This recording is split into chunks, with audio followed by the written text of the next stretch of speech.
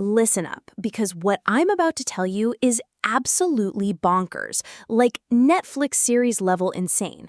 I'm Maya Rodriguez, and 6 months ago, I thought I was living my best life.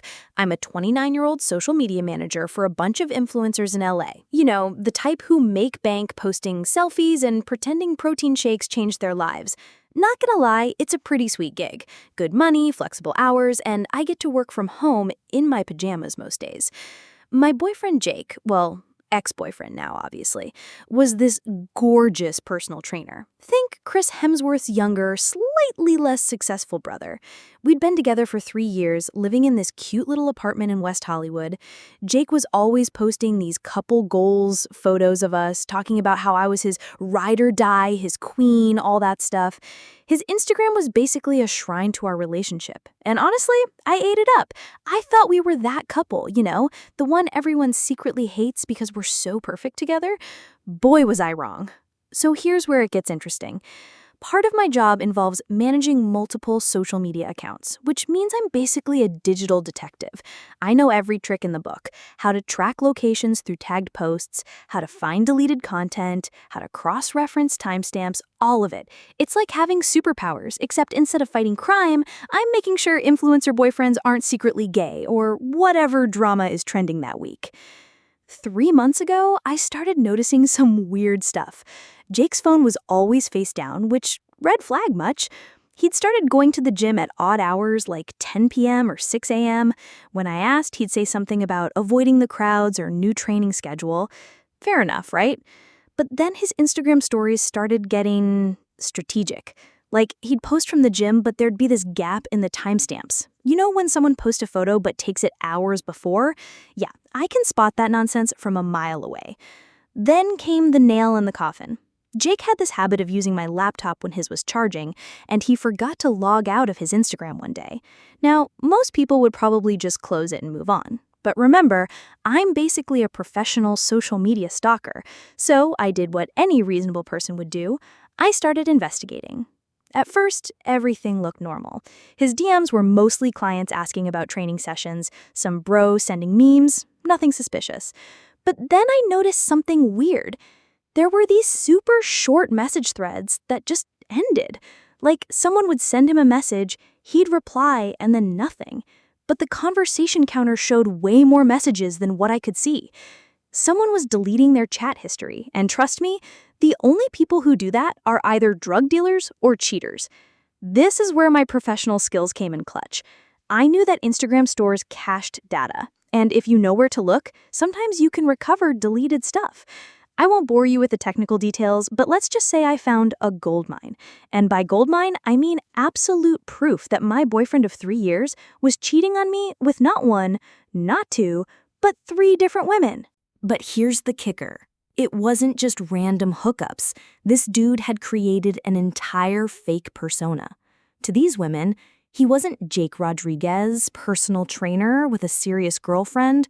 Nah, he was Jake Rodriguez, single entrepreneur who was focusing on building his empire and not looking for anything serious right now. The man had crafted a whole different personality, different interests, different goals, even different music taste. Like, who does that? One of them was this fitness influencer named Brittany with like 500K followers. She kept posting these thirst traps at what I quickly realized was Jake's secondary gym location. Another was Emma, some wannabe actress who thought Jake was going to help her network in the industry. And the third? Jessica, a wealthy older woman who was basically bankrolling his lifestyle. She was the one buying him those new designer gym clothes I thought he'd splurged on himself. I sat there staring at these messages, and I felt this weird calm wash over me. Not sadness, not anger, just this cold, calculating energy. Like I said, I'm basically a digital detective for a living. I know how to destroy someone's online presence, how to expose secrets, how to turn someone's own platform against them. And Jake had just handed me the perfect opportunity to showcase my skills. See, Jake's entire personal training business ran on social media clout. His clients found him through Instagram. He got brand partnerships through his follower count. His whole identity was tied up in being this trustworthy, relationship goals type of guy. His bio literally said building bodies and lasting relationships. I'm not even kidding. The irony was too perfect. So I started planning. Not some petty revenge like keying his car or burning his clothes.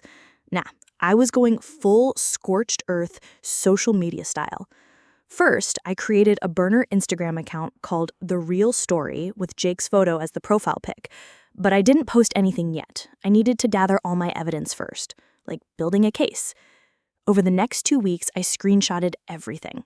The dating app profiles he'd created while we were living together, the messages where he told Brittany he was single, the photos Emma posted from their dates that I now realized happened when he told me he was training late clients, the Venmo transactions from Jessica paying for what he claimed were business expenses. But the absolute chef's kiss was when I discovered he'd been posting stories from our apartment, but tagging other locations. You know how you can add a location to your story even if you're not actually there? Yeah, he'd been doing that to create fake alibis, posting from our living room but making it look like he was across town. The timestamps on his phone's camera roll versus the posting times told a completely different story. I also found out he'd been using my professional connections. Remember how I manage accounts for influencers? Well, some of them had started following Jake, liking his posts, even collaborating with him. Turns out he'd been sliding into their DMs claiming I'd referred him as a trainer. He was literally using my work network to build his cheating empire. Now, here's where I got really creative. Instead of just exposing him, I decided to let him expose himself. I started planning what I called the convergence. Basically, I was going to orchestrate a situation where all his lies would collide in the most public way possible. Jake had been planning this big birthday party for himself. 30th birthday, renting out this trendy rooftop bar in Hollywood, inviting everyone he knew. He'd been hyping it up on social media for weeks, encouraging people to come celebrate with LA's favorite trainer. Brittany was planning to come, Emma had RSVP'd, Jessica was paying for the open bar, and of course, I was supposed to be there as the loving, supportive girlfriend. 2 days before the party, I started phase 1. I created a collaborative Instagram story highlight called Jake's Journey and invited all his clients, friends, and followers to contribute their favorite memories with him. Sounds innocent, right? But here's the thing. I made sure Brittany, Emma, and Jessica all got the invite to contribute. Brittany posted a cute workout video of them together with hearts and fire emojis. Emma shared a selfie from one of their dates with some caption about amazing conversations with amazing people. Jessica posted a photo of an expensive watch, the same watch Jake had been wearing in recent photos, saying gifts for special people. Meanwhile, I'm posting my own content to this highlight, photos of Jake and me in our apartment, captions about 3 beautiful years together, throwback pictures from our vacations. To anyone paying attention, the timeline was getting real messy, real fast. But I wasn't done. Phase 2 involved a little social media manipulation. You know how the Instagram algorithm works, right? It shows you content from people you interact with most. So I started liking and commenting on posts from all 3 women, making sure they'd see each other in their recent activity. I'd like Brittany's workout videos, then immediately like Emma's acting headshots, then comment something generic on Jessica's luxury lifestyle posts. The algorithm started connecting the dots and suggesting they follow each other. The night of the party arrives, and let me tell you, the energy was electric. Jake's looking gorgeous as always, working the room like he's running from air. I'm playing the perfect girlfriend, taking photos, posting stories, being all supportive. But I'm also watching the door like a hawk. Brittany shows up first, looking absolutely stunning, in this tight dress that probably cost more than my rent. She makes a grand entrance, hugging Jake super close and posting it to her story with, "Happy birthday to this amazing man." Then comes Emma, all Hollywood glamorous, immediately gravitating toward Jake and gushing about how grateful she is for his support. Finally, Jessica arrives, fashionably late, dripping in designer everything, and presents Jake with a huge gift bag while cameras are rolling. Now, I should mention that none of these women knew about each other. As far as each one was concerned, they had some kind of special relationship with Jake. Brittany thought they were secretly hooking up between training sessions. Emma believed they were building towards something romantic. Jessica was convinced she'd found her younger boy toy who appreciated her generosity.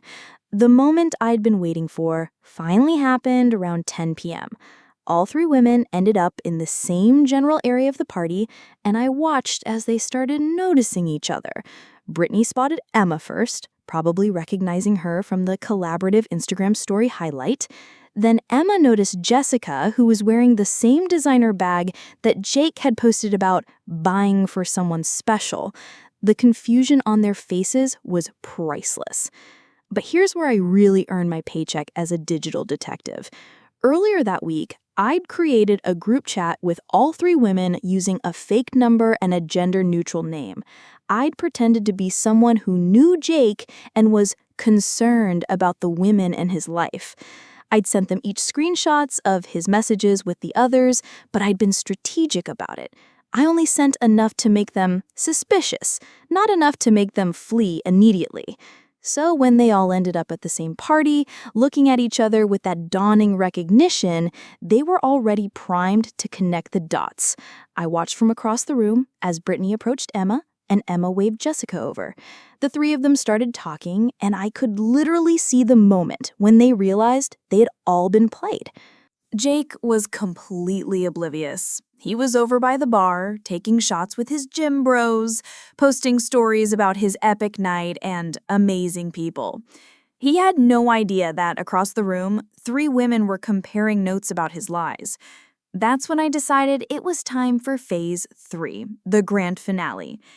I walked over to the DJ booth. Did I mention the DJ was one of my influencer clients?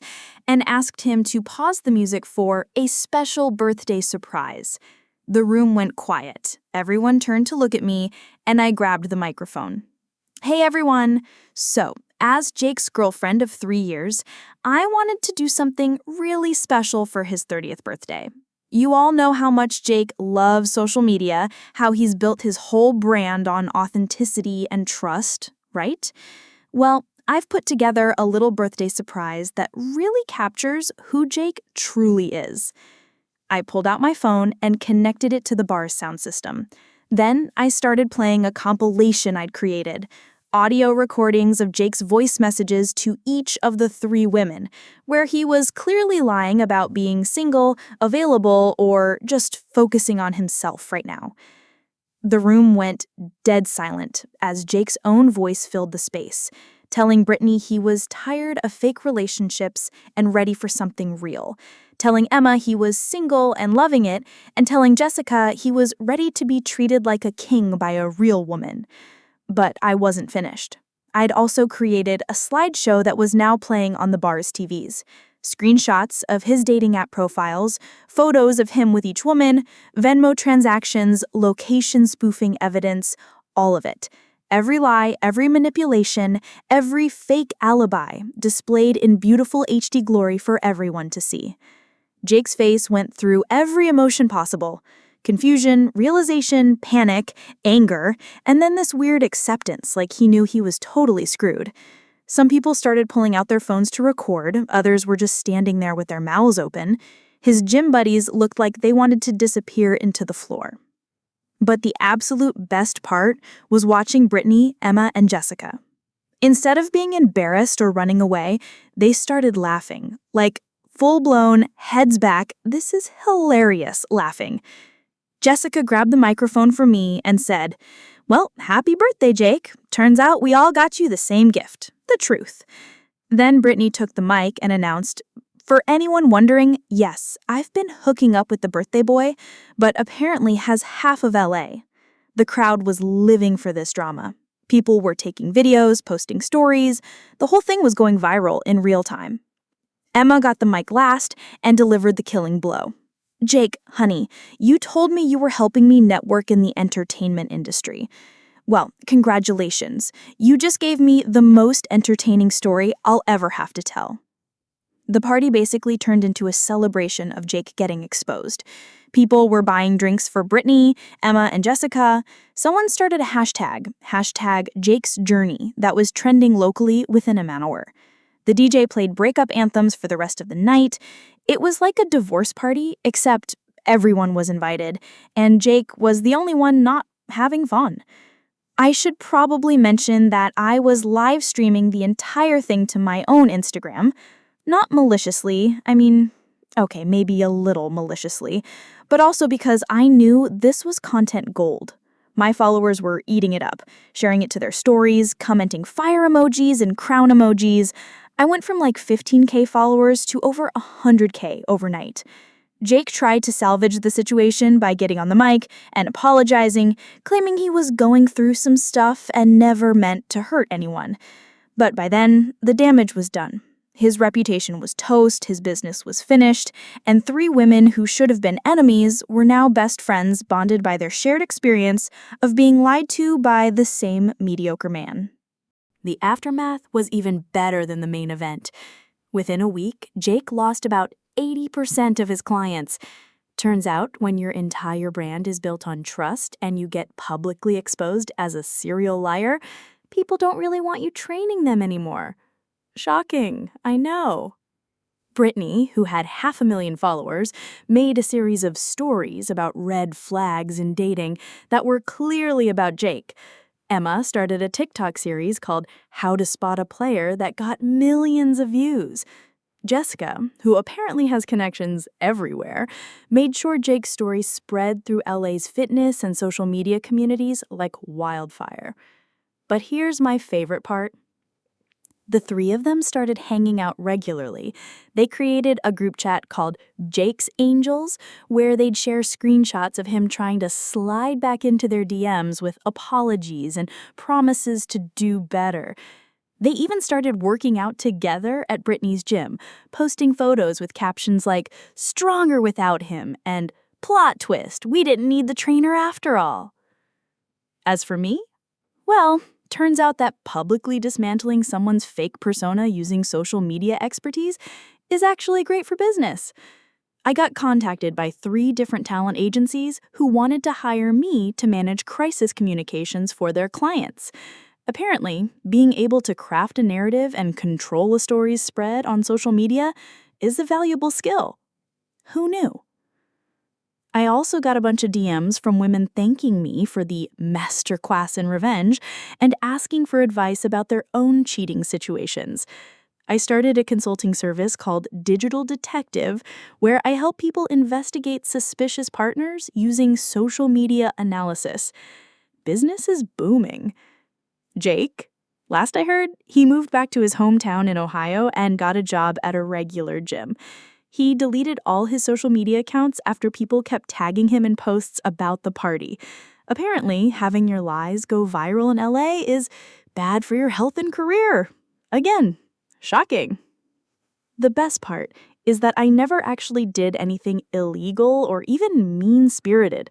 I didn't hack into his accounts. I didn't spread false information. I didn't try to ruin his life out of spite. I literally just used his own words, his own actions, and his own social media posts to tell the truth.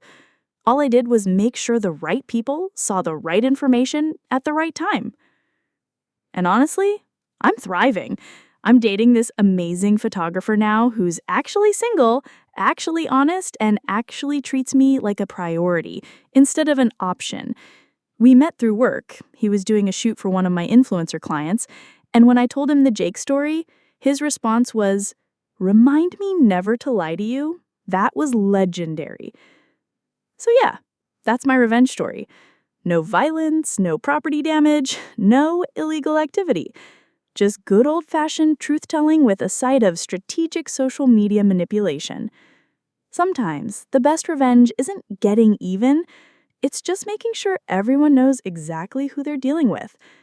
And if you're thinking about cheating on someone who manages social media for a living, maybe don't. We literally get paid to uncover secrets and control narratives. It's not a fair fight, and honestly, you're gonna lose. Jake learned that the hard way. But hey, at least you gone viral. That's gotta count for something, right?